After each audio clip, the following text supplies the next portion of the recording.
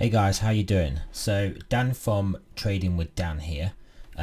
So I have noticed in financial circles and general circles of people that have share portfolios or investments or pensions or ISAs or what are they called in America, 401ks, all those sorts of things. They're thinking, is this a buy the dip? Should I get back into stock? Should I buy more?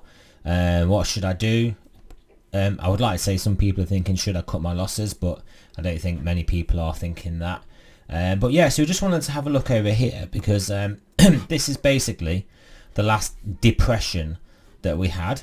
So this is the Dow Jones Industrial Average in 1929. So you can see since this sort of period of relative normalcy, we then had a rally of basically about 280%.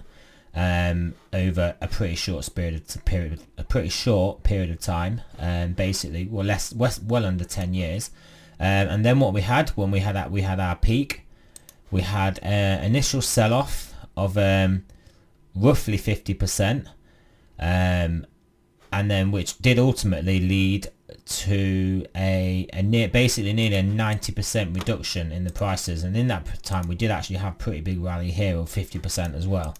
50% of obviously the price that we were at then. But what I wanted to show mainly is the fact that we got down to pretty much 90%. So if we want to fast forward now to where we are now, and see how far we have come down so far we've come down about 37%. I think we're about here now, about 30, let's say 35%.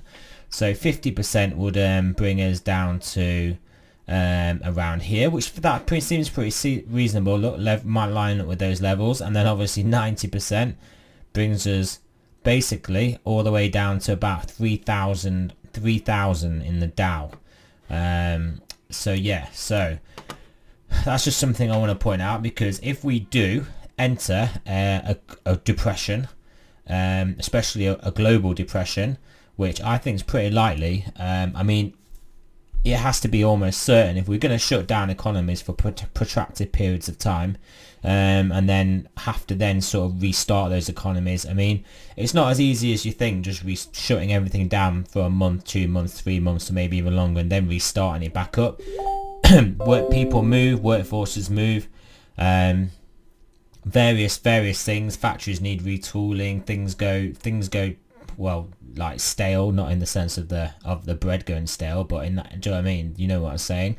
It's a lot hard to restart the economy, and then we're going to have lasting implications of probably the global pandemic lingering around.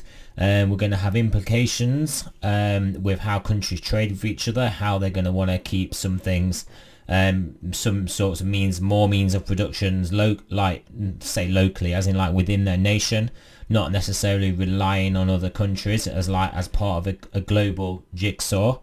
So what I'm saying is that it's very likely we're going to enter a global depression here, with especially with asset prices deflating as fast as they are, the absolute money destruction due to that deflation that will be caused.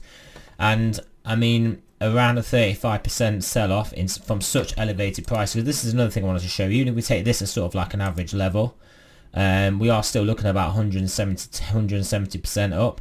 And then if we did want to look back a bit further, I mean, to maybe around this level here, you can see we're up 674%, which is obviously considerably more than the 275% that we're up here.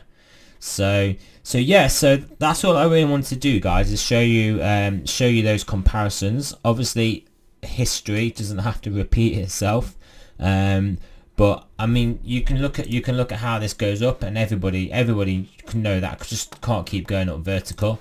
Same as what we had going on here. I mean, it pretty much can't keep going up vertical, and we've taken out obviously a lot of potential